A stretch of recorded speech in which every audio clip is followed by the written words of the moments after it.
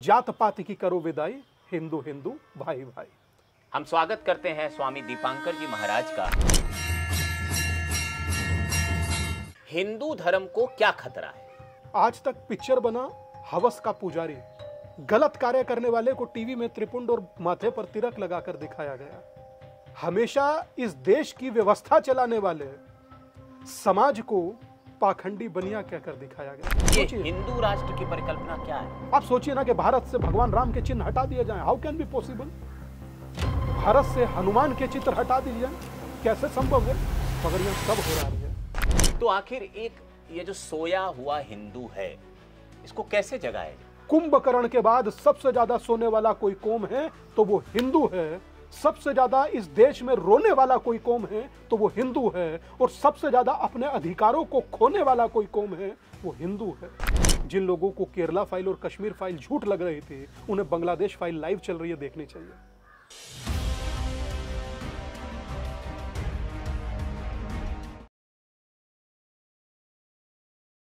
नमस्कार। धर्म, कर्तव्य, परंपरा और मर्यादा के इस साक्षात्कार सीरीज में आपका स्वागत है। कहते हैं कि संत विरक्त होते हैं, कहते हैं संतों का जीवन विराग से भरा होता है। हम जिस जगह आज बैठे हुए हैं, विरक्ति उस जगह आकर सांसारिक व्यक्ति को भी लग जाती है। इस साक्षात्कार को इस शमशान घाट में करने का एक प्रयोजन है। जाहिर है आप ये सवाल भी कर सकते हैं कि शमशान घाट में क्यों? इसकी एक वजह है, क्योंकि अंतिम संस्कार करने जब आप किसी का जाते हैं तो आपके मन में जो विरक्ति के विचार पैदा होते हैं, वहीं से शायद समाधि की यात्रा शुरू होती है। आज हम जिस संत के साथ हैं, उन्होंने भी ये यात्रा इसी शमशान घाट के आसपास से शुरू की थी। उनसे वैसे आप परिचित हैं, उनको प्रायः आप टीवी चैनलों पर देखते रहते हैं, लेकिन इससे पहले मैं एक महत्वपूर्ण चीज़ बता दूं। वो एक युवा संत हैं और एक युवा संत की आज की जिम्मेदारी बहुत महत्वपूर्ण है, क्योंकि एक युवा संत के सामने आज चुनौतियां कई तरह की हैं। सबसे बड़ी चुनौती तो सांसारिकता की ही है। तो इसीलिए इस शमशान घाट में इस इंटरव्यू को करने के पीछे उद्देश्य ये था कि सबसे पहले मैं उस संत से आपका परिचय करा सकूं और उसकी विरक्ति की यात्रा कैसी रही और जिन उद्देश्यों पे वो काम करते हैं जो कि हिंदू धर्म से जुड़े हुए हैं, वो क्या हैं। हम स्वागत करते हैं स्वामी दीपांकर जी महाराज का। धन्यवाद भैया। और एक बात और कहूँगा, उनका नाम स्वामी दीपांकर नहीं है, उनका नाम है स्वामी दीपंकर, जो कि उनके गुरु ने दिया था। क्या मैं गलत हूँ? था दीपंकर ही, हो दीपांकर गया। मीडिया ने दीपांकर बोल बोल करके दीपांकर कर दिया, तो था दीपंकर। जैसे महादेव के स्वरूप और उनके नाम हैं शंकर, भयंकर, तीर्थंकर, उसी में से एक था दीपंकर। हमारे साथ धर्मगुरु स्वामी दीपांकर हैं। स्वामी दीपांकर जी हमारे साथ जुड़े हैं। तो आज मैं मीडिया के साथियों को यह भी कहूंगा कि अगली बार जब वो स्वामी दीपांकर जी को मुख्य अतिथि के तौर पे बुलाएं तो स्वामी दीपंकर लिखें। तो स्वामी जी, इस जो साक्षात्कार है, इस जगह का चुनाव हमने किया और एक मर्यादा को भी हम तोड़ रहे हैं, मैं तो ये मानूंगा। लेकिन हिंदू धर्म में अब बहुत सारी स्पष्टताओं के लिए बहुत सारी वर्जनाओं को तोड़ने की भी ज़रूरत आ गई है। तो मेरा पहला सवाल, हम पहले इस साक्षात्कार को कई हिस्सों में बांटेंगे। हम आपके जीवन के बारे में भी जानना चाहेंगे, हम आपकी प्रेरणा के बारे में जानना चाहेंगे, गुरु के बारे में जानना चाहेंगे। लेकिन सबसे पहले हिंदू धर्म की बात करते हैं। हिंदू धर्म को क्या खतरा है? मैं समझता हूँ कि वैसे तो सनातन शाश्वत है और सदा रहने वाले को ही सनातन कहा जाता है और सनातन को ही धर्म हम मानते हैं, इसीलिए हम लोग सनातन धर्म कहते हैं। खतरा हिंदू धर्म को मैं समझता हूं कि उन विचारों से है जो हिंदू धर्म को जातियों में विभक्त करता है। खतरा उस थॉट प्रोसेस से है जो बांटने पर विश्वास रखता है, जोड़ने पर विश्वास नहीं रखता। इसीलिए मुझे वो शब्द याद आता है बाबा का कि कुछ कैंची ऐसी होती हैं जो काट देती हैं, धर्म वो सुई धागा है जो सिल देता है। तो हम लोग सिलने का कार्य करते हैं, सनातन सिलने और धर्म जोड़ने का कार्य करता है। परंतु निसंदेह इसमें कोई दो मत नहीं। आप कभी भी देखिए, आज तक पिक्चर बना हवस का पुजारी, कभी हवस का शो एंड शो कुछ और देखा? यहां से नहीं है। हमेशा गलत कार्य करने वाले को टीवी में त्रिपुंड और माथे पर तिलक लगाकर दिखाया गया। हमेशा इस देश की व्यवस्था चलाने वाले समाज को पाखंडी बनिया कहकर दिखाया गया पिक्चरों में। किस प्रकार से क्षत्रिय को परिभाषित किया गया, तो निसंदेह इसमें कहीं कोई दो मत नहीं है कि सनातन में और हिंदू में किस तरीके से चीज़ों को बांटा जा सकता है, किस तरीके से हम लोगों को तोड़ा जा सकता है और किस तरह से सनातन की छवि दुनिया में बिगाड़ी जा सकती है, उसका काम पूरी रणनीति के तहत हुआ है। तो ये खतरा है या मानसिकता है? मैं समझता हूं कि ये रणनीति है, ये रणनीति है, उसी रणनीति का हिस्सा है जो आज हम लोग संवाद और अपने विचारों में चर्चा कर रहे हैं। ये नहीं होता तो कभी चर्चा नहीं होती। आप सोचिए ना कि इस देश में एक विचारधारा को हल्का सा कहीं चिंतन मात्र हो तो बोखाल हो जाता है पूरे भारत में। और कुशीनगर में दुर्गा की प्रतिमा तोड़ दी जाती है, खंडित कर दी जाती है, मजाल है कोई चूं कर दे। क्यों? क्योंकि वो कहता है कि ब्राह्मण की लड़ाई है ब्राह्मण लड़े, बनिया की लड़ाई है बनिया लड़े, कायस्थ की लड़ाई है कायस्थ लड़े, ठाकुर की लड़ाई है ठाकुर लड़े।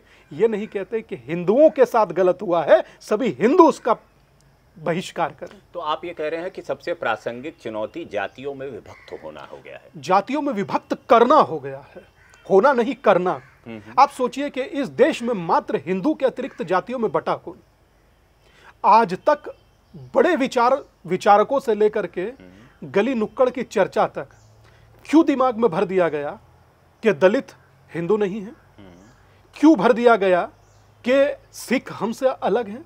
नहीं साहब, जो हमारे गुरु हैं, हमारे पूर्वज, हम हमसे अलग नहीं हो सकते, हमारे भाई हमसे अलग नहीं हो सकते। आप सोचिए कि पहली देश की संस्कृत यूनिवर्सिटी जो कि ईश्वरचंद विद्यासागर ने बनाई थी, वो मात्र दलित समाज के लिए थी कि वो पढ़ें, अध्ययन करें और मंदिरों में अपनी जिम्मेदारी संभालें। तो अब जिस विकृति की आप बात कर रहे हैं या कर दिया गया है, जिसे तुलसी, रैदास, दादू ऐसे संत नहीं दूर कर पाए, अंबेडकर नहीं दूर कर पाए, उससे कैसे लड़ा जाए? आप देखिए कि 22 महीना बीत गया जी, इस यात्रा को करते करते। 22 महीने के अंदर 80 लाख लोगों ने कहा कि हम जातियों में नहीं बटेंगे और महादेव के सामने खड़े होकर संकल्प लिया। मैं समझता हूं कि महादेव के सामने लिए गए संकल्प का कोई विकल्प नहीं होता।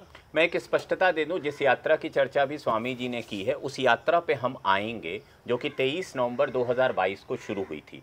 लेकिन पहले हम और मुद्दों को स्वामी जी छूना चाह रहे हैं। हम आपकी भिक्षा यात्रा पे आएंगे। ठीक है। अब मैं समझना चाहूंगा कि एक नया शब्द तो नहीं कहूंगा, एक शब्द है हिंदुत्व, उसकी क्या परिभाषा है? आप समझिए कि जैसे सूरज से उसके प्रकाश को भिन्न नहीं किया जा सकता और फल से उसके जूस को, तो वैसे ही हिंदू से हिंदुत्व नहीं हटाया जा सकता। वो सदा उसका हिस्सा है, सदा उसका हिस्सा रहेगा। मतलब समझिए कि मैं शरीर हूं तो आत्मा हिंदुत्व है, मैं अगर शब्द हूं तो वाणी का स्वर हिंदुत्व है। आप उसे भिन्न नहीं कर सकते। हिंदुत्व तो जीना सिखाता है और सुप्रीम कोर्ट का या कहूं कि सर्वोच्च न्यायालय का कहा गया कि हिंदू तो एक वे ऑफ लाइफ है और हिंदुत्व उसकी आत्मा है। वो भिन्न हो ही नहीं सकते, पृथक हो ही नहीं सकते। बांट कर इसलिए दिखा दिया जाता है या भिन्न इसलिए कर दिया जाता है कि पूर्व में पूर्वजों को अपमानित किया जा सके, और कोई कारण नहीं। सनातन और हिंदुत्व, ये दो ऐसे वर्ड हैं स्वामी जी, मैं खुल के कहूंगा, जो पिछले 10 सालों में बहुत लोकप्रिय हुए हैं। और मैं इन शब्द पे केवल चर्चा कर रहा हूं, इनके भाव पे नहीं। तो ये शब्द क्यों इतनी चर्चा में आए? मैं समझता हूं कि आज भी दुनिया में एक मीडिया का धड़ा ऐसा है जो इसको नेगेटिव उस पर दिखाना उचित समझता है। जी। मगर ये नेगेटिव होंगे नहीं अब, क्योंकि देश का हिंदू पॉजिटिव हो गया है। देश का हिंदू अपने स्वाभिमान को जगाने पर लगा है। जब राम मंदिर की जो सब शिखर पर लगी पताका 5-10 किलोमीटर दूर से दिखने लगती है तो निसंदेह सनातन का स्वाभिमान हिलोरे लेता है और एक लंबे समय बाद जागृत हुआ है भैया। आप सोचिए कि कुछ एक समय मैंने ऐसा भी देखा है कि माथे पर तिलक लगाना हमको कम्युनल कर देता था। मैंने वो भी समय देखा है कि जय श्री राम बोलना मीडिया के अंदर, चैनल्स के अंदर अभिशाप जैसा था, गुनाह जैसा था, और अपने आप को हिंदू लिख देना अभिशाप जैसा।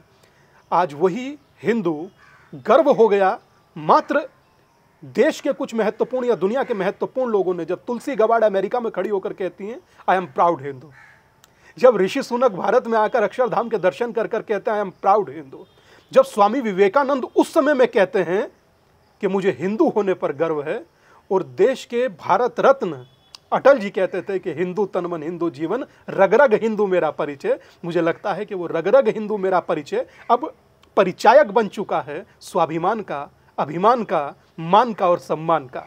अब ये जो जागृति आप कहते हैं, इस जागृति को दुनिया कैसे देखे?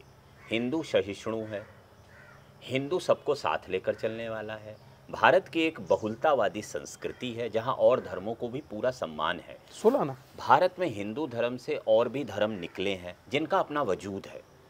तो ये जो जागृति है, इसको जो कि दुनिया की नज़र आज भारत पे है, कैसे देखे? देखिए, जो सबको समाहित कर कर सबको सम्मान देकर चले वो हिंदू, जो सबको दुख में उनके साथ खड़ा हो वो हिंदू, जो सबको साथ दे वो हिंदू, और जो सबको स्वीकारता रहे। आप सोचिए कि जो दुनिया में नहीं कहीं बसे वो भारत में आकर बसे, 72 के 72 फिरके भारत में आकर फंसे बचे, और आज भी भारत समाज को जोड़ रहा है। सोचिए कि जितनी माइनॉरिटीज को पाकिस्तान से निकाला गया वो आज भारत में रह रही हैं। जो यहां से गए थे लोग, कभी जो 24% थे आज वो 0.1% कुछ बचे, वो आज जो बचे हैं वो भागकर जान भारत में बचा रहे हैं। जो बांग्लादेश में अभी आप लोगों ने सब देखा, जो वहां इतना भयावह नृत्य हुआ, उन्हें भी बचाने वाला भारत है। तो हिंदू तो बचाने में, सहिष्णुता में, साधना में, आध्यात्म में एक पहला देश मात्र ऐसा है जिसने कहा कि मुझे स्वयं पर विजय पानी है, दुनिया पर नहीं। भारत एक ऐसा है जिसने स्वयं को विजय पाने में ही अपनी जीत समझी, दुनिया में कहीं आक्रमण ना किया, कहीं तलवार नहीं उठाया, किसी को अपमानित नहीं किया, किसी का बुरा नहीं किया, उल्टा हाँ, जो दुनिया में बुरे हुए थे उन्हें भी साथ दिया। तो फिर खतरा कहाँ है? खतरा उन विचारधाराओं से है जो एक सकारात्मक हिंदू को, एक सनातनी हिंदू को, सबको जोड़ने वाले हिंदू को, सबको स्वीकार करने वाले हिंदू को जुड़ा हुआ नहीं देख सकती। खतरा वहां से अभी है, उस विचारधारा से है। और वो विचारधारा अब मैं देख रहा हूं, वो विचारधारा। आप समझिए कि कई सारे लोग मुझे अपने भारत में ऐसे मिले इस यात्रा के दौरान में, यात्रा का जिक्र बाद में करूंगा, यात्रा के दौरान में, जिन्होंने ये कहा कि हमें तो कहा कुछ और जाता था महाराज जी, बात कुछ और निकली। अब सोचिए कि उस समय में तकरीबन आज से 10 महीने पहले की आपको बात बता रहा हूं, यात्रा के दौरान निकला, संत रविदास जी का मंदिर था, उस मंदिर पर रुका तो वहां एक बहुत बुजुर्ग व्यक्ति थे। उन्होंने कहा महाराज जी कहां से? हमने कहा देवबंद से। तो जैसे ही देवबंद का नाम सुने बोले आप तो पड़ोसी हैं महाराज जी। हमने कहा आप परिवार हैं दादा। तो कहने लगे कि आप यहाँ कुछ खाना पीना पसंद करें। हमने दादा भूख लगा है। उन्होंने ला करके भोजन कराया। उन्होंने जब भोजन करा दिया, कराकर कहते कि मेरे मिथक को आपने तोड़ दिया, मैं सोचा कि आप कभी भोजन नहीं करें, क्योंकि वो दलित समाज से आते हैं। अब सोचिए, जिस रविदास ने कह दिया कि जातियों में बंटना ही नहीं है, उनके समाज का एक बहुत बुद्धिमान व्यक्ति ये कहे कि आपने मिथक को तोड़ दिया, तो इसका मतलब मिथक है, और मिथक पैदा किए जाते हैं, मिथक बनाए जाते हैं। और मुझे लगता है कि एक पुरानी पंक्ति और सूक्ति थी कि जात पात पूछे नहीं कोई, हरि को भजे सो हरि का होई। हम सब लोग तो एक होने में ज़्यादा अपने आप को, क्योंकि जैसी भारत के आगे चुनौतियां भविष्य में रहेंगी, भारत संगठित होकर ही उससे जूझ सकता है, पृथक होकर और भिन्न होकर नहीं, विभाजित होकर नहीं। और यहाँ विभाजित होने की प्रतिदिन रणनीति चलती है। एक एक्स से लेकर के फेसबुक तक, सोशल मीडिया का कोई प्लेटफॉर्म ऐसा नहीं होता जो हिंदुओं को जातियों में बांटने का कार्य ना करता हो। आप खुद सोशल मीडिया पे काफ़ी एक्टिव हैं, मैंने देखा है। तो सोशल मीडिया के आपके अनुभव क्या रहे? क्या यहाँ धर्म को लेकर गहरा विमर्श हो रहा है या यहाँ केवल सतहीपन है? सतहीपन है भैया। विमर्श की तो छोड़ दीजिए। हमें लगता है कि विचारधारा से जिनका कोई ताल्लुक नहीं, उनको एक टेम्पलेट बना करके, या ये कहूँ कि एक बहुत अच्छा सा पोस्टर बना करके टीवी इस पर एक्स पर पोस्ट कर दिए।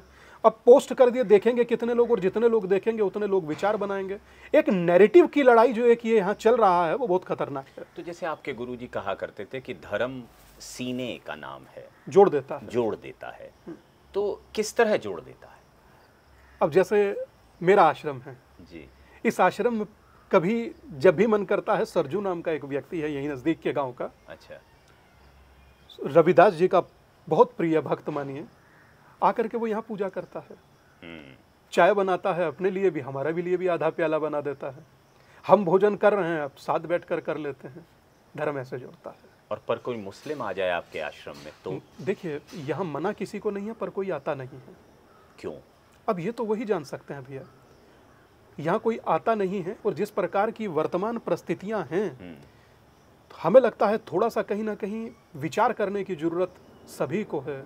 आप सोचिए कि बांग्लादेश में हजारों लाखों हिंदू भयावता का शिकार हो गए, नरसंहार का शिकार हो गए। किसी एक उलेमा ने खड़ा होकर कहा कि चलिए आज हम लोग धरना देते हैं और फतवा देते हैं, जो बांग्लादेश में हो रहा है वो गलत है और उसको रोकना चाहिए, और अगर जो नहीं रोके तो हम लोग यहाँ के खड़े होकर उनका बहिष्कार करेंगे। तो आपको नहीं लगता धर्म के राजनीतिकरण के कारण ऐसा नहीं हो पा रहा है भैया? क्योंकि बहुत सारे हिंदू विषयों पे भी बहुत सारे बड़े धर्मगुरु नहीं बोलते हैं। बड़े धर्मगुरु ये आप कह रहे हैं भैया, जी, वो तय करता है और ये समाज तय करता है। अब मैं आप ही को कहता हूँ, मैं दिया हुआ खाता हूँ हिंदू का, जी, मैं दिया हुआ पहनता हूँ हिंदू का, मुझे हिंदू खाने को दे रहा है, पहनने को दे रहा है, कार दे रहा है, मोबाइल दे रहा है, जीऊँ किसके लिए?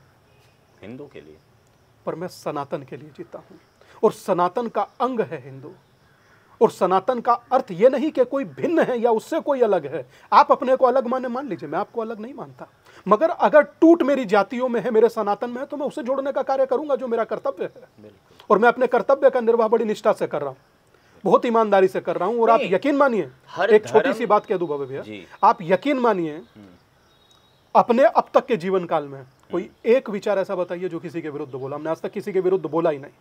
जितना कार्य किया अपनों को जोड़ने के लिए किया, और निरंतर मुझे लगता है कि ये 22 महीने की बात है, मेरा जीवन आहूत होगा मगर मैं जोड़ूंगा अपने सनातन को। आप बताइए ना, बांग्लादेश में किसने पूछा आप कौन जाति के हो? किसी से किसी की जाति पूछी? अरे नहीं भाई तुम दलित हो, तुम्हें छोड़ देना चाहिए। नहीं, अरे भाई तुम यादव हो, तुमको छोड़ देना चाहिए। तुम जाट हो, गुर्जर हो, पंडित हो, ब्राह्मण हो, आपको छोड़ देना चाहिए। आपको कौन जाति पूछ रहा है मारने से पहले? नहीं, विदेशों में केवल जाति नहीं, वहां तो धर्म है। क्या आप भारत से हो, आप हिंदू हो? नहीं भैया, जातियां वहां भी हैं। करूंगा चर्चा इस पर जी। अब हम एक बड़े महत्वपूर्ण ओर ले जाना चाहेंगे आपको। श्रीमद् भागवत गीता में वर्णों का जिक्र है, तो स्वामी जी ये समझना चाहूंगा कि जाति कहां से आ गई?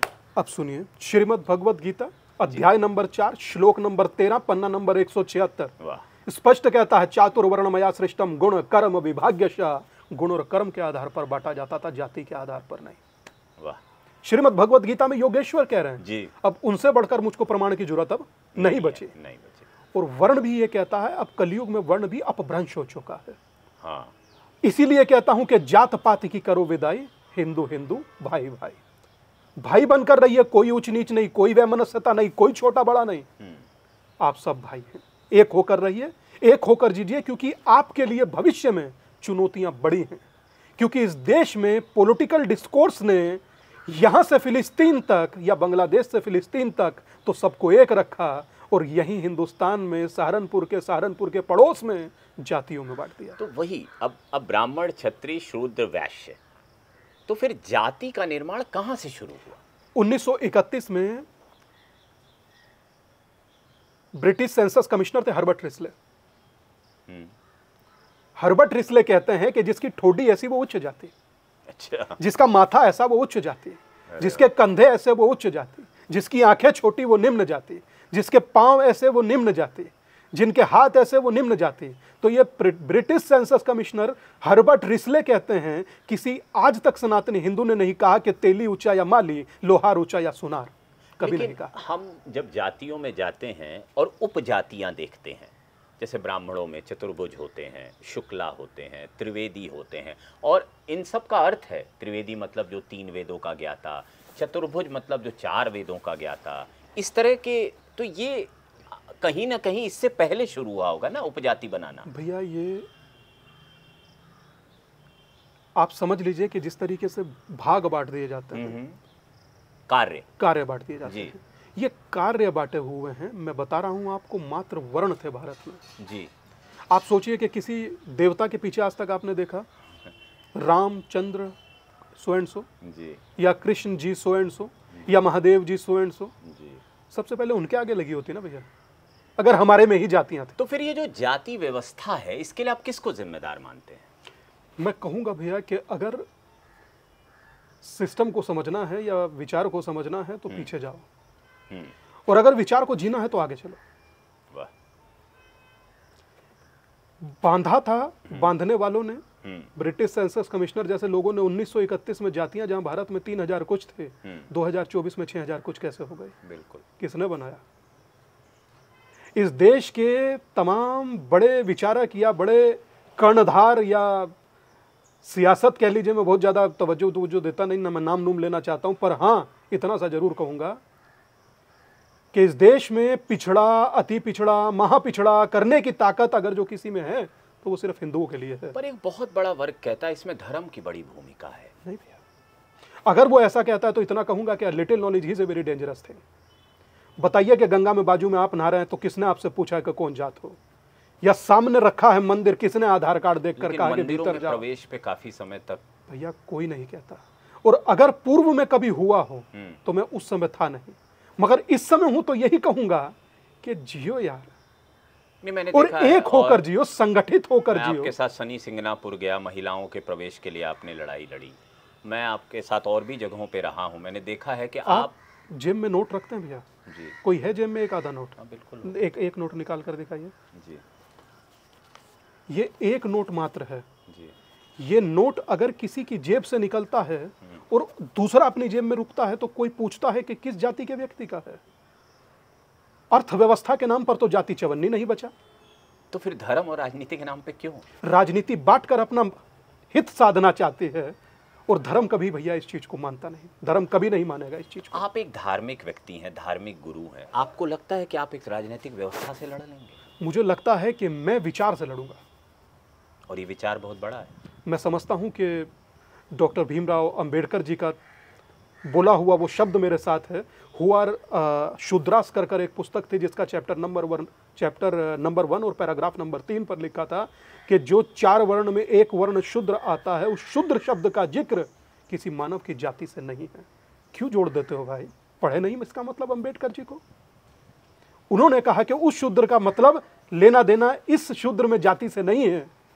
क्यों नहीं बताता कोई उन व्यक्तियों को जिन्हें शूद्र कह देते हैं? कोई शूद्र नहीं है भैया, वर्ण अपभ्रंश हो चुके हैं और जात पात पूछे नहीं कोई। कौन पूछ रहा है? जब उस समय के दादू रैदास लोग कह गए, भगवान कृष्ण ने कह दिया। अब भी किसी व्यक्ति के विचार की आवश्यकता या प्रामाणिकता की आवश्यकता है? अगर है तो आप द्वंद्व में हैं। अब जैसे स्वामी रामदेव जी ने कुछ समय पहले मैं एक वीडियो देख रहा था, उन्होंने कहा हमारे मानव शरीर में ही चारों वर्ण हैं, पैर, इस तरह उन्होंने एक उपमा जैसी दी थी। अब अपभ्रंश हो चुके हैं भैया अध्ययन के अनुसार। अब मुझे जो लगता है कि अपभ्रंश हो चुके हैं। और एक छोटी सी बात कहूंगा, निकाल लाया हूं परिंदे से, पिंजरे से परिंदा, अब परिंदे के भीतर से पिंजरा निकालना है और निकालूंगा। ये जो दृढ़ आस्था है एक युवा साधु की, ये बड़ी महत्वपूर्ण है, क्योंकि धर्म में, और मैं सभी धर्मों की बात कर रहा हूं, ये जो साधु होते हैं या जो धर्म के मार्ग पर चलने वाले लोग होते हैं, वो बहुत सारे संकल्प लेते हैं। अपने आसपास भी अगर आप देखेंगे तो आपको बहुत सारे ऐसे संत मिलेंगे जिन्होंने संकल्पों से बहुत सारी चीजें बदली हैं। लेकिन एक साधु बनता कैसे है, क्योंकि ये पक्ष भी बहुत महत्वपूर्ण है। और अभी तो भिक्षा यात्रा भी बची है, तो हम अब स्वामी जी के उस पक्ष पे चलेंगे। स्वामी जी, बचपन कैसा था? ये कभी जिक्र नहीं हुआ भैया। और पूर्वाश्रम जानना इसलिए स्वामी जी कई बार जरूरी हो जाता है, क्योंकि वहां से प्रेरणा मिलती है। मैं जानता हूँ 8 वर्ष की उम्र में आप बाबा के पास। हाँ। जी, पर बचपन कैसा था? एकदम शरारत भरा, एकदम अलग। कई भाई बहन थे? 2 सिस्टर, हाँ। 2 बहन थी। हम एक इकलौते थे। जी। बाबा पहली बार बाबा से मिलने आई थी, गुरुजी से। उन्होंने कहा कि मैं चाहता हूँ कि ये बालक मेरे साथ रहे। अच्छा, किस साल के थे? छोटे थे भैया। अच्छा। हमारे मदर ने बहुत ज़्यादा कुछ कहा नहीं, और एक लंबे समय बाद, थोड़ा समय बीत गया था जी। यहाँ पर एक सती है, उस सती को आपको दिखाऊंगा अभी चलूंगा तो। उस सती को बनाने के लिए कुछ लोग आए, पूजा करने के लिए कुछ लोग आए, तो बाबा ने हमसे कहा कि बेटा तू उसको शुरुआत करा दे। उसी वक्त जब आप? हाँ। अच्छा। तो हमने करा दिया। उन्होंने हमको 250 रुपये दिया, हमने सारे बाबा को दे दिए। उन्होंने हमसे कहा कि तू कुछ रख ले। हमने कहा मेरे साथ आप हैं, मुझे आप ही चाहिए, पैसे वैसे की जरूरत नहीं है, आप साथ हैं सब रहेगा। और वही परिस्थिति आज तक है भव्य भैया। कोई एक व्यक्ति, कैमरा दुनिया की आंख है, ढूंढ कर बताइए जो कहे कि स्वामी दीपांकर ने मुझसे 1 रुपया लिया। हम कभी किससे आज तक नहीं मांगे भैया, ना मांग सकते हैं, ना मांगने की आदत है। पर हाँ, बचपन था रोचक, था प्रसन्नता भरा, था आनंद भरा। उस समय शायद मुझे लगता है लोग अपना जीवन जीते हैं, जवानी जीते हैं। मैं जो थोड़ा समय जी पाया, अपना बचपन जी पाया। अब जैसे मैं बहुत सारे संतों से मिलता हूँ और सबके बचपन में ना पूत के पाँव पालने में दिखने लगते हैं, तो ऐसी कोई घटना याद है या माँ बताती है? शुरू से ही भैया एकांत में रहने का मन रहा। शुरू से ही साधना का बहुत भाव रहता था। और जो साधना में या जो दिन में चीज़ें घटित होती थी, रात में अपनी दादी से पूछते थे। अच्छा। इसका क्या अर्थ है। वो बहुत अच्छी साधक थी जी। उनसे बहुत कुछ सीखने को, समझने को मिला। हाँ। एक शब्द होता है पंचांग। पंचांग दुनिया देखती है जी। पंचांग। हमने पूछा किन चीज़ों से बनता है, तो बोले 5 चीज़ों से बनता है पंचांग। नक्षत्र, दिन, मान, नक्षत्र, ग्रहण, योग, कुछ ऐसा बोला जी। तो रुचि और बढ़ गई। अच्छा। हाँ, तो एक जिज्ञासा थी, जिज्ञासु थे। हाँ, रुचि और बढ़ गई जी। और अकेले में बैठकर देवता की प्रतिमा अपने कपड़ों में छिपाकर, एकांत में बैठकर देखकर उसकी साधना कर रहा हूँ, ये शुरू से रहा। मतलब छुपाकर, दिखाकर नहीं, छुपाकर। और मैं समझता हूँ कि अब लोगों को दिखाकर करना इसलिए चाहिए ताकि और लोगों के लिए आप प्रेरणा बन सकें। लोग कहते हैं ना कि आप फोटो क्यों खिंचवाते हैं, या लोग कहते हैं आप कैमरे के सामने क्यों। अगर नहीं बोलेंगे आपको कभी पता नहीं लगेगा। अगर आज महर्षि रमन्ना के वो 8 सूत्र को आप लोग पढ़ पा रहे हैं, अगर कोई नहीं लिखता आप कभी पढ़ पाते? कभी नहीं पढ़ पाते। तो मैं समझता हूँ कई बातें बोलनी पड़ती हैं, कई चीज़ें दिखानी पड़ती हैं। मैं समझता हूँ कि बहुत सारी चीज़ें ऐसी हों सनातन से जुड़ी, जैसे प्रतिदिन उठना और ज़मीन पर हाथ लगाना और पृथ्वी को प्रणाम करना, और दोनों हाथों को इस प्रकार देखकर कहना कि कराग्रे वस्ते लक्ष्मी कर मध्य सरस्वती कर्ण मूले स्थितो ब्रह्मा प्रभाते कर दर्शनम। जरूर करना चाहिए इस तरीके से। और उसके बाद आप श्वास खींचिए, और जो चल रहा हो, लेफ्ट चल रहा हो तो पहले लेफ्ट पैर आगे रखिए और भगवती को कहिए कि आज पुनः पाँव रखना हूँ, मुझे क्षमा करना। ये एक दिन की शुरुआत होती है जो मुझे लगता है। तो जब आश्रम में जीवन की शुरुआत कैसे हुई, क्योंकि बहुत कठिन होता है एक बालक का आना। और भैया इसमें बाबा की ही कृपा मानूंगा। अगर गुरुदेव की कृपा नहीं होती तो शायद यह संभव नहीं हो पाता। क्या संघर्ष रहे भैया? यहाँ आना ही सबसे बड़ा संघर्ष था, यहाँ तक पहुँचना ही सबसे बड़ा संघर्ष था। और मैं अपने जीवन में, एक जीवा लगी है शरीर में, 1 करोड़ भी लगे, मैं अपने गुरु का शुक्रिया अदा नहीं कर सकता, आभार व्यक्त नहीं कर सकता। उन्होंने एक साधारण से बालक को स्वामी दीपंकर बना दिया। कौन थे आपके गुरु? स्वामी ब्रह्मानंद सरस्वती। शायद मुझे लगता है कि एक ऐसा व्यक्ति जो तनाव में डूबे व्यक्ति को प्रसन्न कर देता था, जीवन जीने का मार्ग दिखा देता था, टूटे हुए को जोड़ने का प्रयास करता था, शिक्षा के क्षेत्र में अभूतपूर्व काम करने वाला व्यक्ति, राम मंदिर आंदोलन को जीने वाला व्यक्ति, और राम मंदिर बन जाने के बाद आज उस भाव को आप सोचिए कि जिस समय राम मंदिर बना और वो लगा हुआ था ऑक्सीजन, और जैसे ही पता लगा कि जस्टिस दीपक मिश्रा ने निर्णय सुनाया है, तो रोते रोते कहते हैं कि मेरा जीवन जीना सफल हो गया।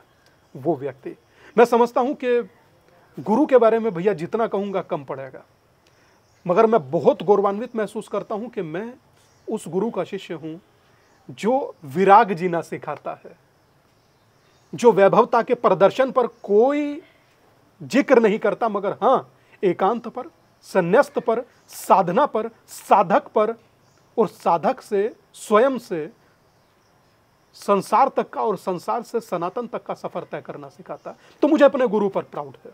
मैंने जीवन में बहुत सारे आश्रम देखे हैं, पर यह पहला आश्रम है जो शमशान के बगल में है। क्यों? जहाँ राजा भी फूके और रंक भी जहाँ सबकी शान एक समान, वो शमशान जो सम रहना सिखाए। इसीलिए तो सबको सम कर रहा हूँ, इसीलिए तो कह रहा हूँ कि एक हो जाइए।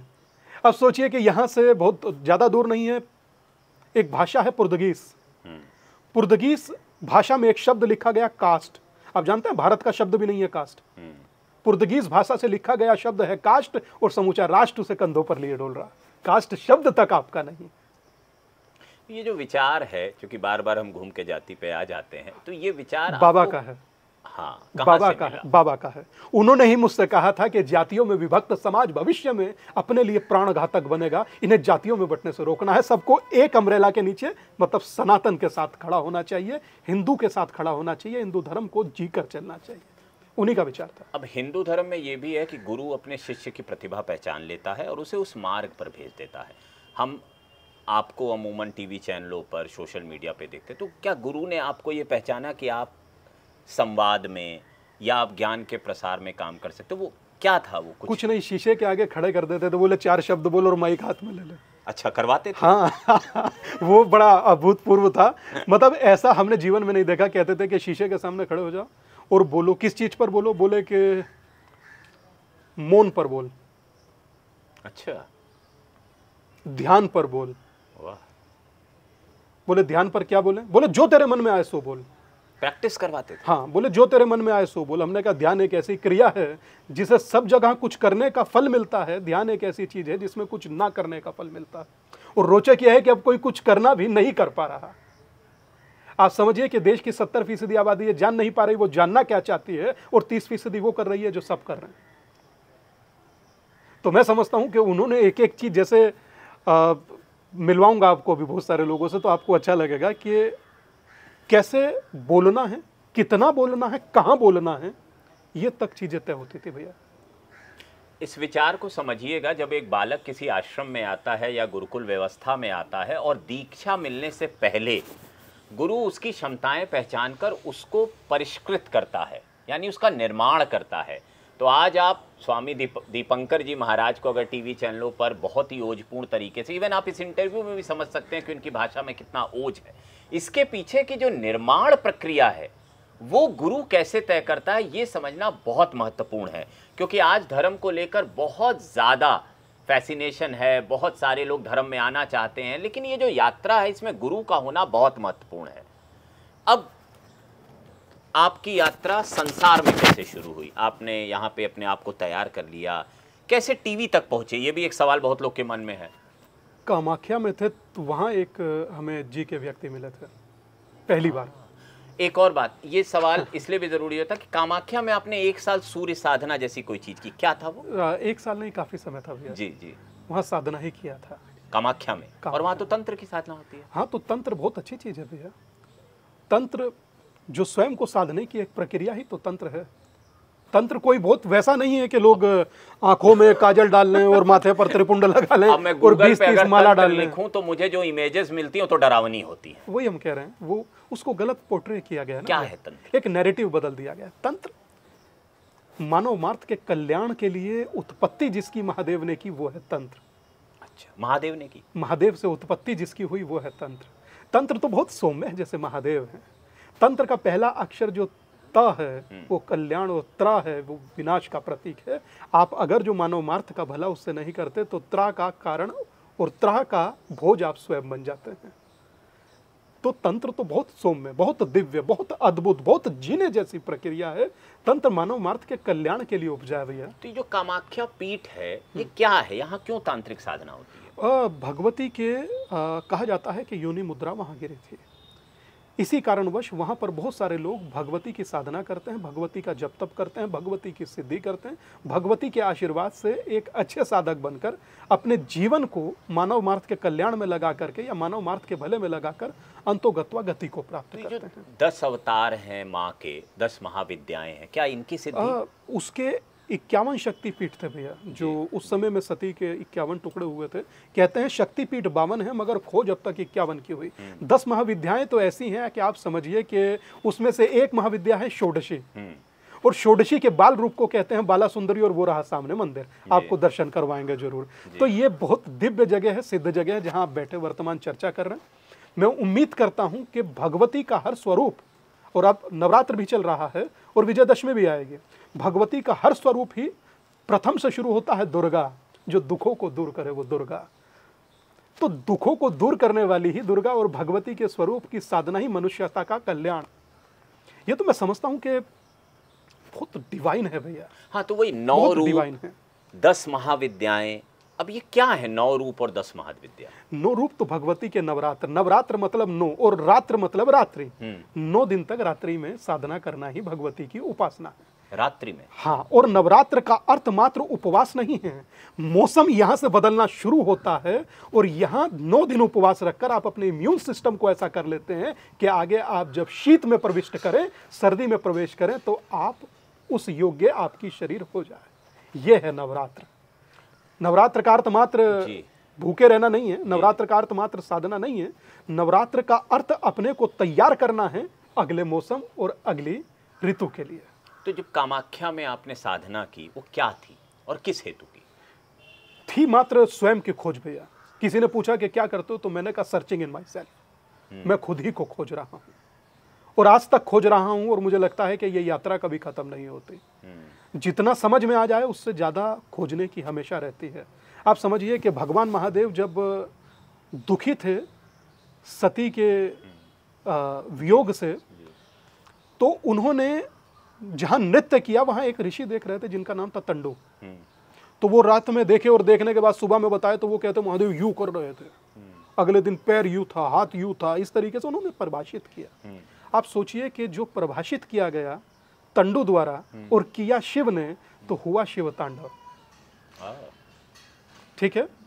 आज आप देखिए कि जिस देवता का नटराज में क्रोध में किया गया नृत्य इतना खूबसूरत है कि आप जब पढ़ते हैं तो मंत्र मुक्त हो जाए। जटाट वी गलज्वल प्रवाह पावितस्थले गले व लंब लंबेताम भुजंग तुंग मालिकाम। अर्थ कहने का ये, जिसका क्रोध में किया गया नृत्य इतना खूबसूरत है, उसका प्रेम कितना खूबसूरत होगा। किसकी पंक्ति है नहीं जानता, मगर सत्य है कि नाम है तेरा तारणहारा, कब तेरा दर्शन होगा। और जिसकी प्रतिमा इतनी सुंदर, वो कितना सुंदर होगा। उसी से कुचिपुड़ी, उसी से भरतनाट्यम, उसी से कथक।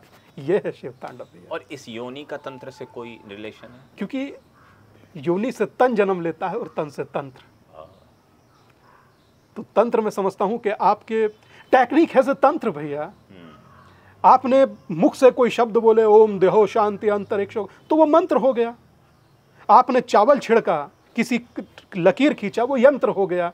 और आपने उस पर उपासना कर कर महादेव से प्रार्थना किया और कुछ समर्पित किया, वो तंत्र हो गया। तंत्र एज ए टेक्निक, गुरु वही जो गुरु सिखाया एज ए मेथड।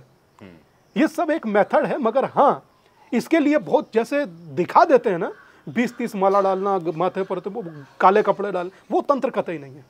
तंत्र तो बहुत सौम्य है। एक बहुत प्यारा सा बालक अपने जीवन को जीते हुए तंत्र में जीता है। पर हाँ, पता किसी को नहीं होता कि वो तंत्र जानता है। मतलब तंत्र को बताने के लिए जरूरी क्या है कि मुझको 20 माला डालना पड़ेगा। और यकीन मानिए, जब से 22 महीने पहले से, जब से ये यात्रा शुरू करी है, मैं अपने आश्रम में नहीं रह पा रहा हूं। आप जानते हैं जी, सबसे कम समय अगर जो किसी को दे पा रहा हूं तो वो अपने आश्रम को दे पा रहा हूं। आश्रम मानिए कि जैसे छूट सा गया हो। अब ये वक्त है नहीं भैया आश्रमों में बैठने का, सच बात तो ये है। तो फिर आश्रम चलता कैसे? गुरु कृपा से। बहुत भाई हैं, सब परिवार हैं, सब बच्चे संभाल लेते हैं, सब भाई संभाल लेते हैं। तो आश्रम में होता क्या क्या है? आश्रम में खूब साधना, खूब यज्ञ, अच्छा, खूब पठन पाठन। बच्चे रहते हैं? हाँ, कुछ बच्चे हैं। अच्छा। और कुछ बच्चों का आवागमन चलता रहता है। और ये जो शमशान घाट है, ये क्या आश्रम द्वारा या कैसे? आप ये समझ लीजिए कि आश्रम का ही एक पार्ट है जो इसे भी संभालता है। अच्छा अच्छा, हाँ, व्यवस्था आप देखते हैं उसको? व्यवस्था, हाँ, जो संभालता है वही व्यवस्था देख, मतलब जुड़ा हुआ ही है सब। जी जी, जुड़ा हुआ ही है। अब मुख्य बिंदु जो कहना चाह रहा था कि एक लंबा समय बीत गया। मुझे पता नहीं क्यों लगता है, क्योंकि आप बैठे हैं तो शायद ये बात कह रहा हूं, मैं कभी नहीं कहता। जिस तरह से समाज विभक्त है, या जिस प्रकार से समाज के सामने भविष्य में आने वाली चुनौतियां हैं, या जिस तरह से वैचारिक परिवेश बदलने वाला है, अब मुझे लगता है कि सन्यासियों को आश्रम से बाहर आना चाहिए। मैं ऐसा समझता हूँ। आश्रम में रहकर चीज़ें अब चलेंगी नहीं भैया। अब आपकी ज़रूरत आपके उन भक्तों को है जो आपके लिए सदा दंडवत रहते हैं। आप बड़ी बात कह रहे हैं कि सन्यासियों को आश्रम छोड़कर बाहर आना चाहिए। अब आना जबकि चाहिए। आज के समय में ऐसी धारणा बनाई गई है कि सन्यासी, साधु, संत, महात्मा कहीं ना कहीं आश्रम बनाने में लगे हुए हैं, मंदिर बनाने में लगे हुए हैं। अब बाहर आना, अब थोड़ा समय समाज को देना चाहिए। आप सोचिए कि एक सन्यासी अगर जो एक शहर में खड़ा होकर के कहे कि इस समाज को मैं जातियों में बंटने नहीं दूंगा, समाज बंट नहीं सकता भैया। अगर धर्म खड़ा हो जाए, अगर 22 महीने से हम कर सकते हैं तो हमसे तो बहुत बड़े बड़े महापुरुष हैं भैया, बड़े बड़े विद्वान हैं, बड़े बड़े दिग्गज हैं। अगर वो आकर खड़े होंगे तो मैं लगता हूं कि सनातन की पताका और आसमान चूमेगी और सनातन का और जन जागरण होगा और समाज और संगठित होगा। और अगर समाज संगठित नहीं हुआ तो उसके नतीजे नूह से लेकर मेवात तक, और मुझे लग रहा है कि कहना चाहिए जिन लोगों को केरला फाइल और कश्मीर फाइल झूठ लग रही थी, उन्हें बांग्लादेश फाइल लाइव चल रही है देखनी चाहिए। और उसके बाद भी आप अपने समाज को बटा हुआ छोड़ दें, ये उचित नहीं। तो सन्यासियों को आश्रम छोड़कर बाहर आना चाहिए और ऐसे सामाजिक उद्देश्य पे काम करने की ज़रूरत है, ये पुकार स्वामी जी दे रहे हैं। अब स्वामी जी आते हैं भिक्षा यात्रा पे। 23 नवंबर 2022 को आप भिक्षा यात्रा शुरू करते हैं, यहीं से, इसी जगह से, इसी जगह मैं से। कहूँगा इस आश्रम और इस शमशान घाट से आप एक विरक्ति का भाव लेकर समाज में जाते हैं भिक्षा मांगने। और साधु तो भिक्षा मांगता रहा है सदियों से, मगर वो भिक्षा दाल, आटा, चीनी, चावल या थोड़ा बहुत दक्षिणा या दान का था। तो अब ये कौन सी भिक्षा यात्रा है? ये भिक्षा है कि मुझे दाल, आटा, चीनी, चावल, पैसा, द्रव्य नहीं चाहिए, मुझे जातियों में ना बटकर एक हिंदू होने की भिक्षा दो। मैं तो एक हिंदू होने की भिक्षा पिछले 22 महीनों से मांग रहा हूं। ऐसी बात तो कल प्रधानमंत्री भी कर रहे थे और कुछ दिन पहले मैंने मोहन भागवत जी को भी सुना था कि हिंदू एक हो जाओ, जातियों में मत बंटो। क्योंकि पूरा पॉलिटिकल डिस्कोर्स हिंदुओं को जातियों में विभक्त करता है। अगर किसी बड़े पद पर आसीन व्यक्ति ने यह बात कही है तो वो सम्मान योग्य है। तो इसका मतलब है कि ये विमर्श समाज में आ गया है। भैया ये समाज में विमर्श नहीं आएगा तो समाज बहुत नुकसान में चला जाएगा, बहुत तकलीफों का सामना करेगा। आप ये क्यों नहीं समझते कि इस भाई का अगर दुख भी तो मेरा ही दुख है जी, मेरा कष्ट भी तो आप ही का कष्ट है। आप मुझे कष्ट में देखकर कैसे छोड़कर जा सकते हैं? और आप ही की वजह से मुझे कष्ट हो तो आप भाई कैसे? मुझे लगता है कि अब मुझे वो शब्द याद आते हैं, संत रविदास जी के गुरु थे रामानुजाचार्य, कहा करते थे कि जाति पाति पूछे नहीं कोई, हरि को भजे सो हरि का होई। अब वक्त एक होने का है, संगठित होने का है, यूनाइट होने का है। और मैं तो फिर कहूंगा, अभी मैं आपसे कह रहा था, जो शब्द तक हमारा नहीं उसे क्यों कंधे पर ढोना। एक होकर चलें तो ज्यादा लंबा चल सकते हैं। तो भिक्षा यात्रा क्या है?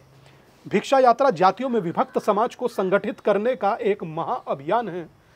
मैं समझता हूं कि अब तक का सबसे बड़ा अभियान है। तो ये जो 80 लाख लोगों को अब तक जोड़ चुका है। 80 लाख 80 लाख लोग, मैं ये मेरे पास इतना तो आंकड़ा है जी।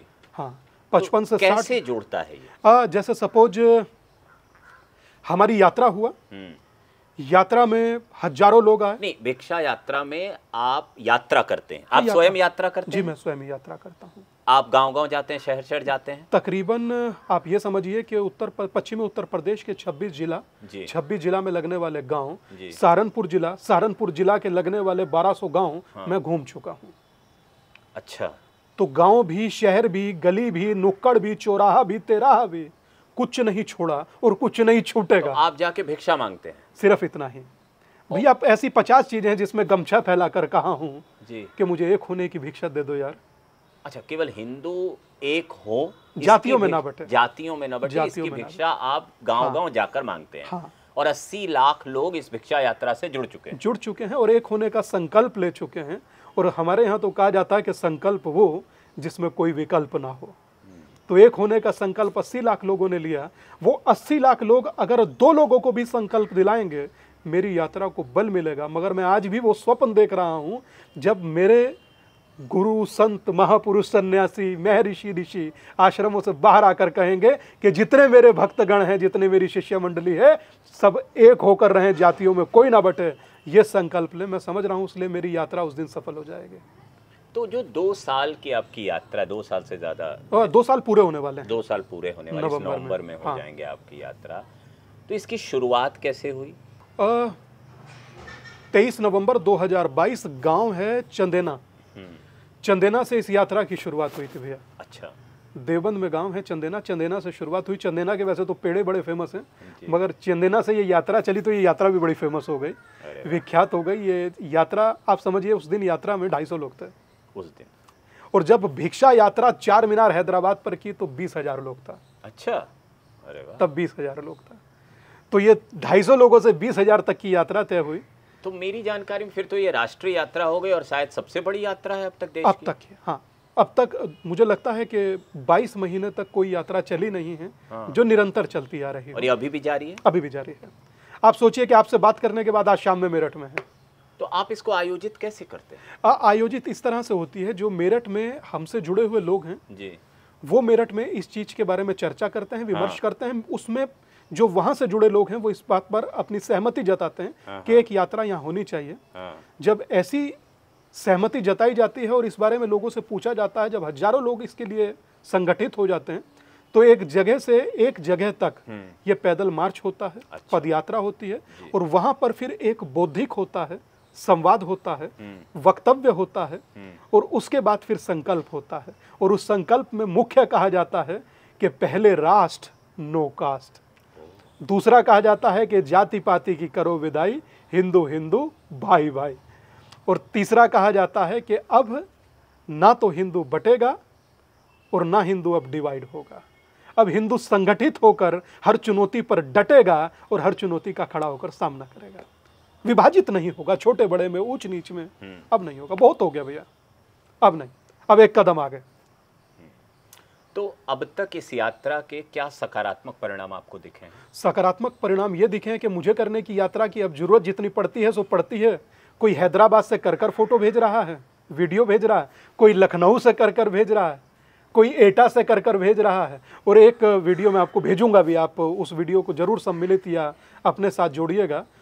आप सोचिए कि उन्हें मैंने आज तक नाम नहीं सुना कि वो जिस भाषा में बोल रहे हैं वो भाषा बड़ी अलग है कि हम सब भिक्षा यात्रा का समर्थन करता है।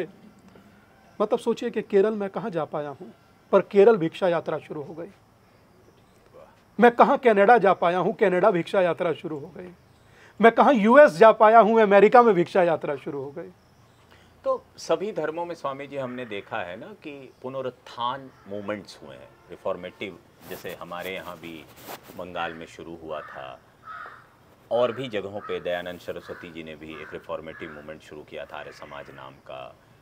बंगाल में भी ऐसा ही हुआ था। तो आप मानते हैं कि ये भिक्षा यात्रा एक रिफॉर्मेटिव मूवमेंट है? ये सच बताऊं तो सोच कर नहीं किया था भैया जी, मगर अब लगने लगा है। अब लगता है कि ये एक रेवोल्यूशनरी विचार था। अब लग रहा है कि लोग इससे वैसे ही जुड़ने लगे हैं जैसे बाबा कहते थे अपने शब्दों में कि जातियों में विभक्त समाज स्वयं के लिए प्राणघातक होगा। आज जातियों में ना बटकर समाज संगठित हो रहा है तो स्वयं के लिए सर्जनात्मक हो रहा है, स्वयं के लिए डिवाइन हो रहा है, स्वयं के लिए क्रिएटिव हो रहा है, स्वयं के लिए मदद करता है, स्वयं के लोगों का हित करता है। और शायद मैं समझता हूँ यही तो सनातन भी है। क्योंकि हम भारत में ये भी देखते हैं कि जो और धर्म है उनमें भी जातियां हैं, मुस्लिमों में भी है, ईसाइयत में भी है, 16 आना है। तो अब ये आंदोलन क्या और धर्मों तक भी जाने वाला है? नहीं भैया, वो उनका अपना मैं समझता हूँ कि विचार है और वो उन्हीं को करना चाहिए। मैं कुछ आंकड़े आपके सामने रखना चाह रहा था जी। मैं इसलिए अब जैसे भारत में जो मुस्लिम हैं उनमें जो उच्च जाति जिन्हें कही जाती है, जैसे मुगल है, पठान है, मिर्जा है, सैयद है, शेख है, ये उनमें उच्च जातियां हैं। और उससे थोड़ा सा मध्य वर्ग आ जाइए, राइन है, कुरैशी है, फाकिर है, गद्दी है, अंसारी है, मंसूरी है।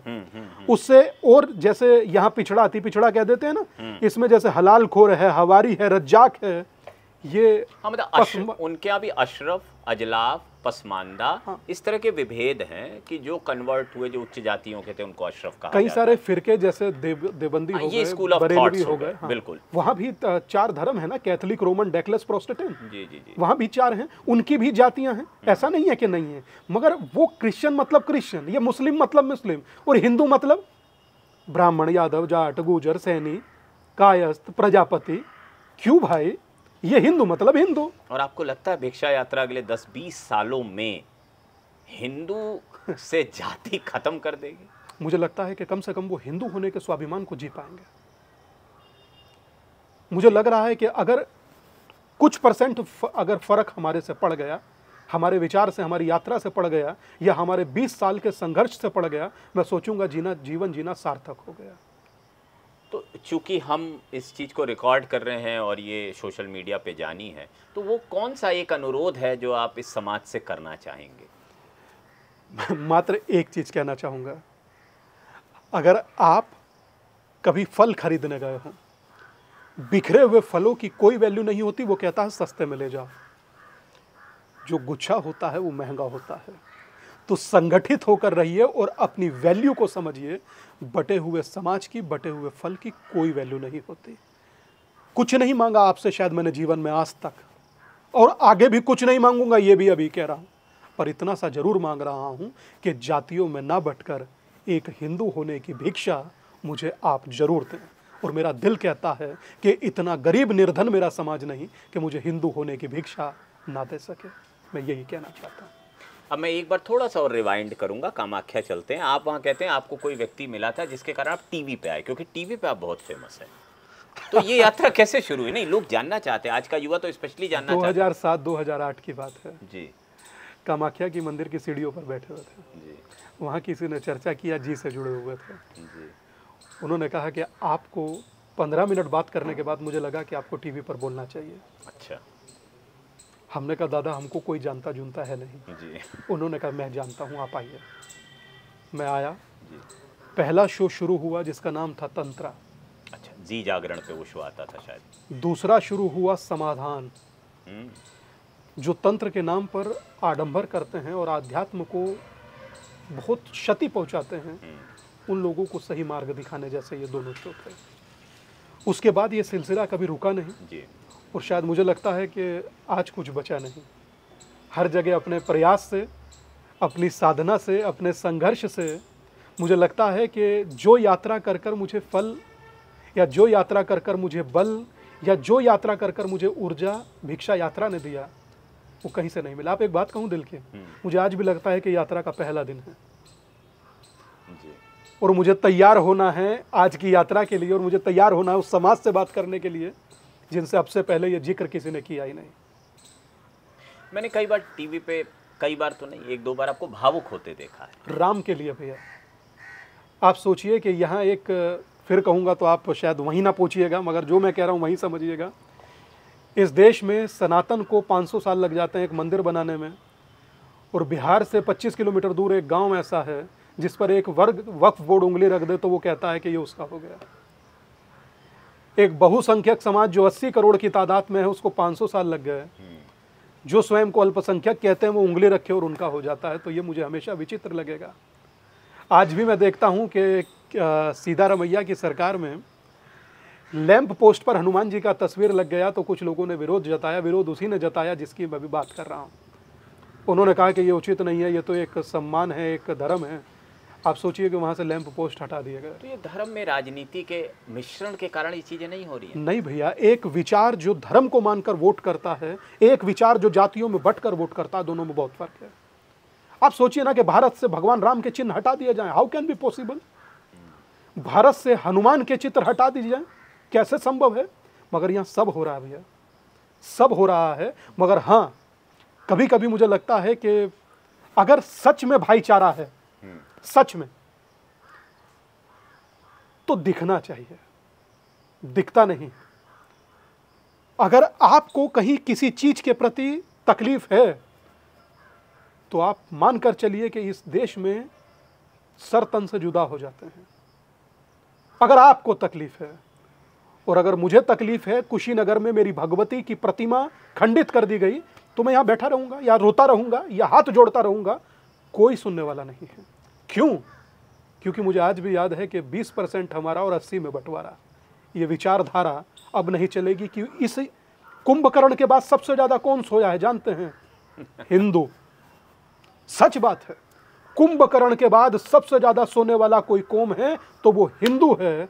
सबसे ज्यादा इस देश में रोने वाला कोई कौम है तो वो हिंदू है। और सबसे ज्यादा अपने अधिकारों को खोने वाला कोई कौम है वो हिंदू है।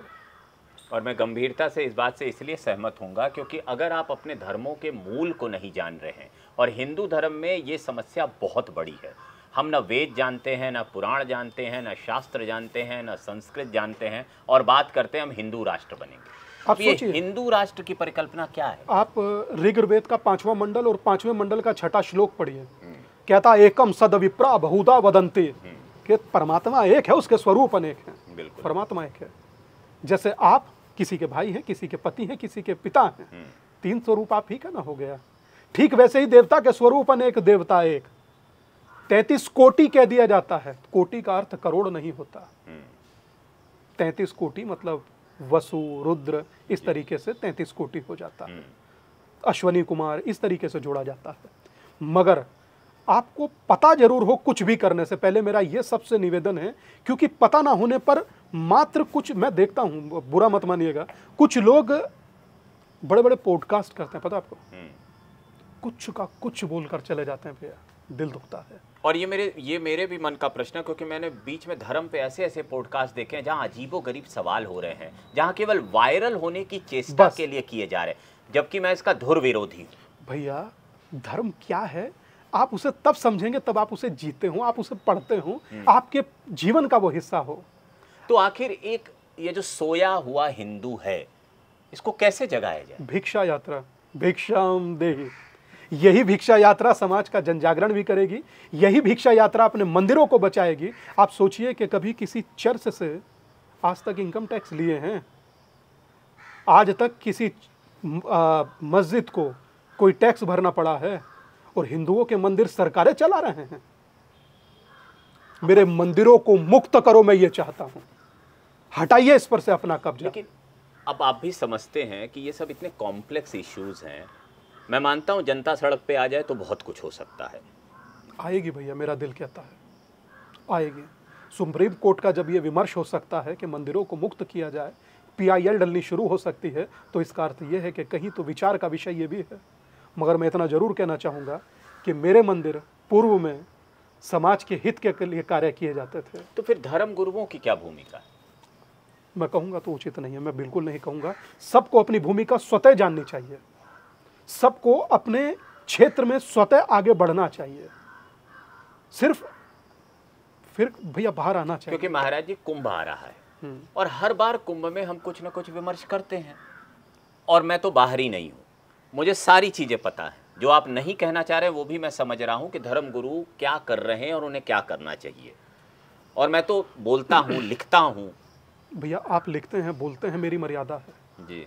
और मैं इतना कहूँगा कि इस बार कुंभ का विषय सनातन का संगठित होना हो। इस बार कुंभ में सबसे बड़ा यक्ष प्रश्न होना चाहिए कि सनातन का एक होना, हिंदुओं का एक होना और जातियों में ना बंटना। ये सबसे बड़ा यक्ष प्रश्न और विषय होना चाहिए। मैं समझता हूं कि इस बार सच में कुंभ सनातन के ऊपर बरसात कर देगा अगर ये विषय हुआ।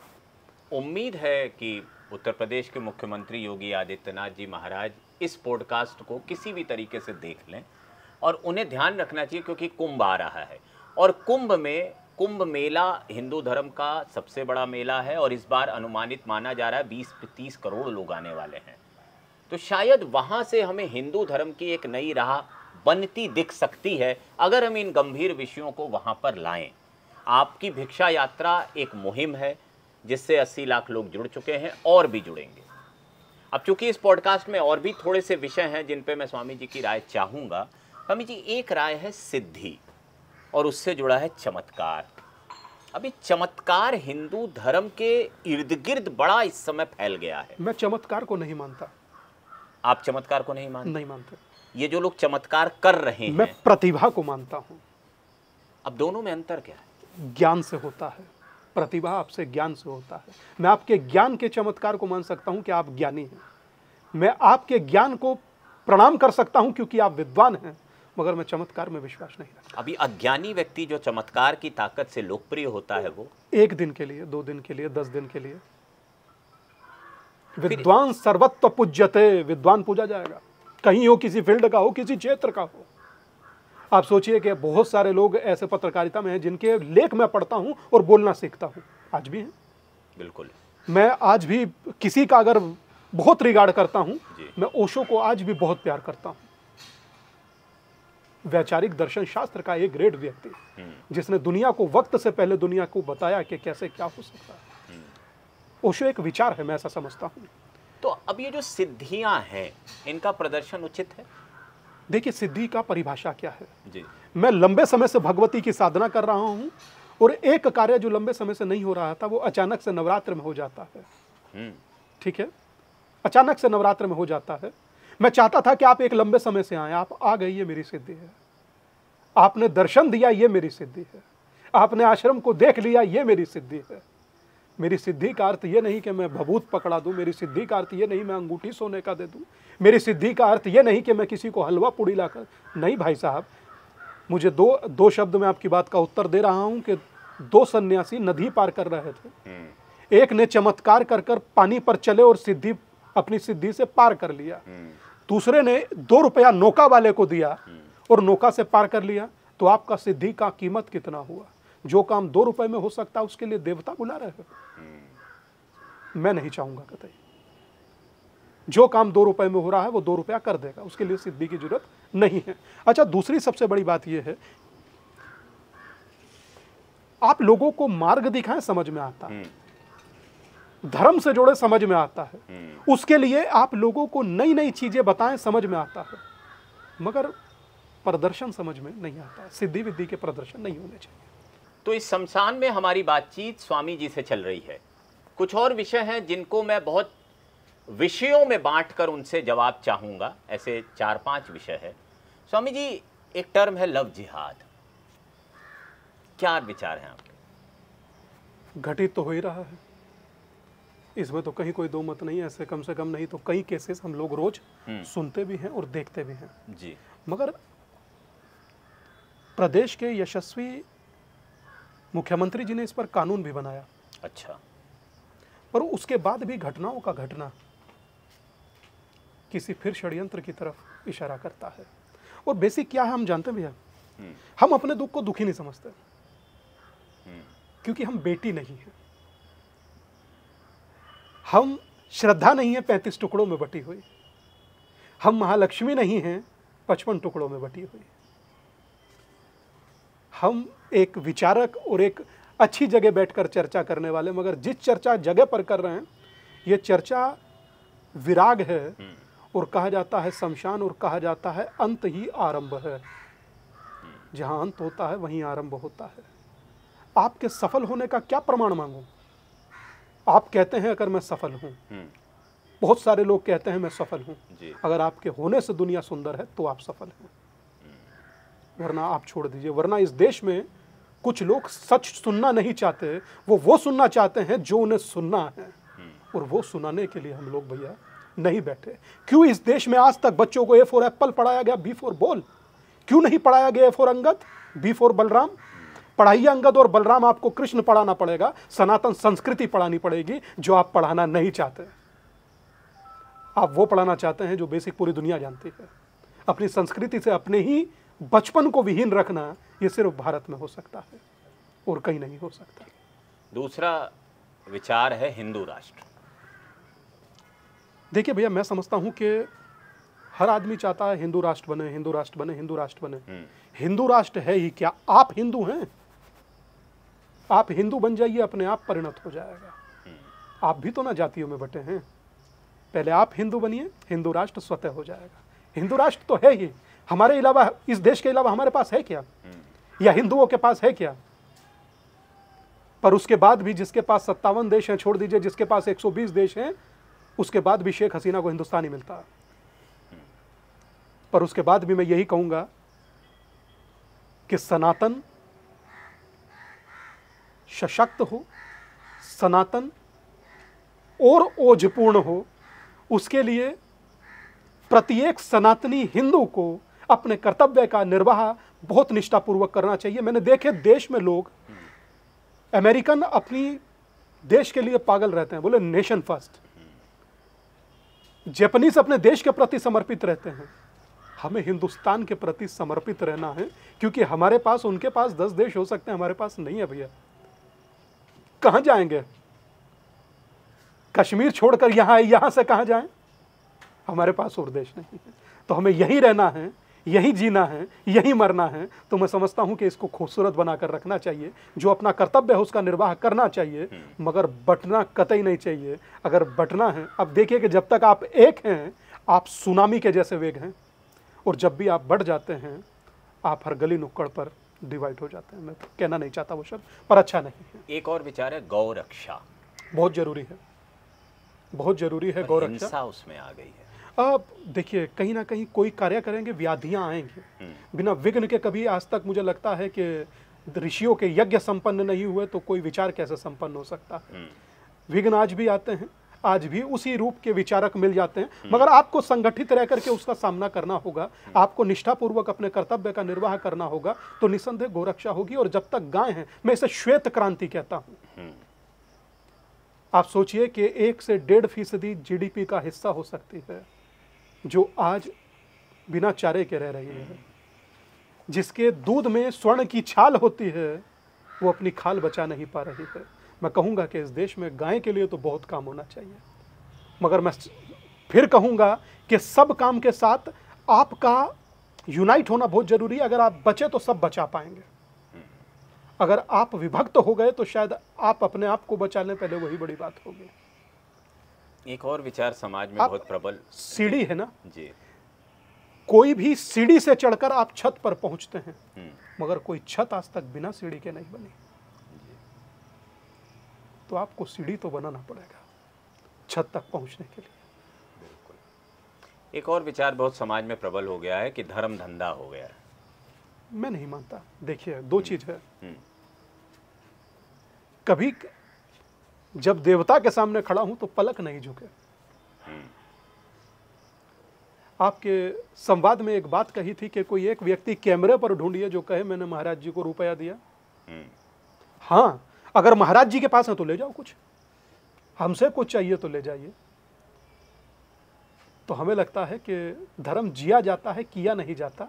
किया नाटक, रूपांतरण और प्रपंच ही जाता है, धर्म जिया जाता है। अब ये देखने वाले बहुत सारे ऐसे लोग हैं जो आपकी जीवन शैली पे भी प्रश्न उठा सकते हैं। हाँ, आप महंगा मोबाइल रखते हैं, महंगी घड़ी पहनते हैं, महंगी गाड़ी से चलते हैं। भैया, भाई है जिसका दिया हुआ मोबाइल है, मैं नहीं खरीदा आज तक।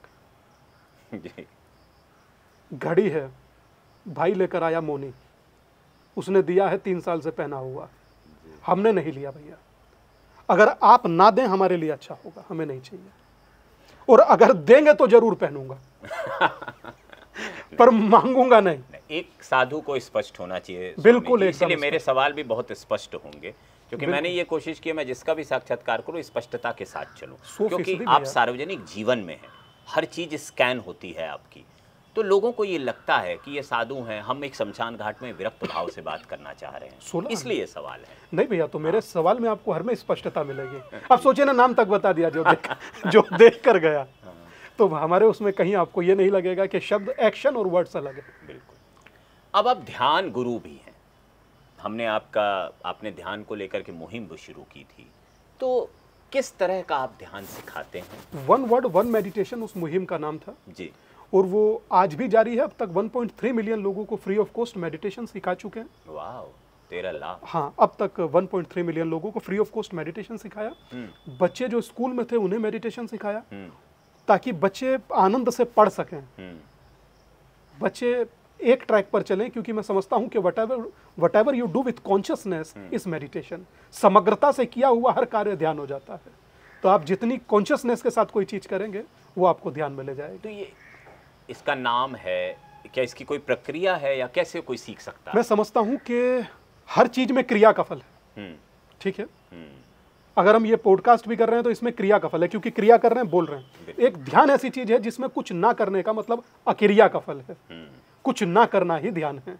किसी बहुत खूबसूरत सी चीज पर आप ध्यान टिका कर बैठ जाइए, नजरें टिका कर बैठ जाइए, वो ध्यान हो जाता है। उसके लिए कोई रॉकेट साइंस नहीं है। विधियां 120 हैं जी, विधि 120 हो सकती हैं। आप दिए पर, जो भगवती का नवरात्र में लौ जल रही है, दिया जल रहा है, उस पर आप कॉन्सेंट्रेट करिए, वो ध्यान हो गया। आप आधा घंटा इसे छोड़कर बैठ जाइए, घड़ी ना देखिए, ध्यान हो गया, हटाइए। और इसे छोड़ना ही तो सबसे बड़ी मुश्किल है, इसीलिए इसे जोड़ा। पर मैं समझता हूं कि बहुत कुछ रॉकेट साइंस नहीं है। बिल्कुल, बना बहुत बड़ा दिया जाता है। सनातन से ज्यादा सहज, सनातन से ज्यादा सुलभता मैं नहीं समझता किसी चीज की हो। एकमात्र दुनिया में ऐसा धर्म है भैया जिसमें स्वास्थ्य पढ़ाया जाता है, चिकित्सा पढ़ाई जाती है, जिसे हम आयुर्वेद कहते हैं। एकमात्र ऐसा धर्म है जिसमें गणित पढ़ाया जाता है, जिसे हम ज्योतिष कहते हैं। कहां से लाइएगा, नहीं मिलेगा, वो छोड़ दीजिए। यहां से सूर्य की दूरी है 15 लाख कुछ मील। सूर्य के डायमीटर से संख्या को डिवाइड कीजिए तो आएगा कितना? उत्तर आएगा 108। चंद्रमा की दूरी को चंद्रमा के डायमीटर से डिवाइड कीजिए, उत्तर आएगा 108। सूर्य आत्मा का प्रतीक, चंद्रमा मन का प्रतीक, दोनों को साधने की माला का मन का 108। इससे ज्यादा क्या विज्ञान होगा? सूर्य के 7 रंग और इंद्र के सूर्यदेव के जो घोड़े हैं वो 7 हैं। हम लोग तो बहुत साइंटिफिक हैं भैया। विज्ञान है सनातन, मात्र समझने की बात है। तो धर्म को वैज्ञानिक होने की ज़रूरत है, आध्यात्म को भी वैज्ञानिक होने की ज़रूरत है। इस विमर्श पे दुनिया काफ़ी समय से चर्चा कर रही है। आज इस परिचर्चा और साक्षात्कार का उद्देश्य था कि स्वामी दीपांकर जी महाराज, जो कि एक युवा सन्यासी हैं और जो कि आपके बीच में उपलब्ध हैं, उनका जीवन, उनकी प्रेरणा और वो हिंदू धर्म पे किस तरह कार्य करते हैं बिना और धर्मों को डिस्टर्ब किए हुए, ये समझने की बड़ी ज़रूरत थी। हम उनके आश्रम के प्रांगण में बने शमशान घाट में हैं और मेरी अपनी जानकारी में शमशान घाट में किया गया ये पहला साक्षात्कार है। और इस मर्यादा को इसलिए तोड़ा क्योंकि एक सन्यासी जो होता है, और मुझे याद है कि एक बार मैं पूरी शंकराचार्य महाराज जी के यहाँ दर्शन को गया, मैंने उनके पाँव छूने की कोशिश की तो उन्होंने पाँव पीछे खींच लिए। तो मैंने बाद में महाराज जी से पूछा, महाराज जी ऐसा क्यों किया, आशीर्वाद ले लेने देते। तो उन्होंने जवाब दिया, तुम कभी शव को छूते हो? सन्यासी का शरीर शव होता है, यानी उसमें कोई भाव नहीं होता है। तो एक सन्यासी, युवा सन्यासी का जीवन होता क्या है? वो भले एप्पल की वॉच पहने, लेकिन वो एप्पल की वॉच आती कहाँ से है, ये समझने की ज़रूरत है। क्योंकि हम राय बहुत जल्दी बना लेते हैं, परसेप्शन क्रिएट कर लेते हैं। और धर्म को लेकर, धर्म गुरुओं को लेकर हमारे समाज में परसेप्शन बहुत अच्छा नहीं है। मेरी कोशिश है कि मैं आगे और भी साक्षात्कार के जरिए आपके इस परसेप्शन को थोड़ा बदलूं और ऐसे युवा सन्यासी जो भिक्षा यात्रा जैसी मुहिम को लेकर चल रहे हैं, जिससे धर्म में किसी विकृति या समाज में किसी विकृति को दूर करने के लिए काम किया जा सके। उम्मीद है कि आप भिक्षा यात्रा के बारे में और जानेंगे, गूगल पे सर्च करेंगे, उनके सोशल मीडिया प्रोफाइल से जुड़ेंगे और उसका हिस्सा बनकर समाज को कुछ देने की कोशिश करेंगे। आज के साक्षात्कार में केवल इतना ही। मैं आभारी हूँ महाराज जी का, मैं आभारी हूँ इस जगह का जिसने मुझे अनुमति दी, क्योंकि यहाँ से हम मुक्ति का मार्ग पाते हैं, यहाँ से पुण्य आत्माओं को मोक्ष भी मिलता है। ऐसी जगह पर बैठकर ये वार्ता करना मेरे लिए भी एक बहुत ही अजीब सा अनुभव था, लेकिन ये वार्ता सफल हुई। इसके लिए मैं उन सभी पुण्य आत्माओं का आभारी हूँ, महाराज जी का आभारी हूँ, गुरु जी का आभारी हूँ और उम्मीद है हम इस यात्रा को इसी तरह आगे अनवरत जारी रखेंगे। धन्यवाद।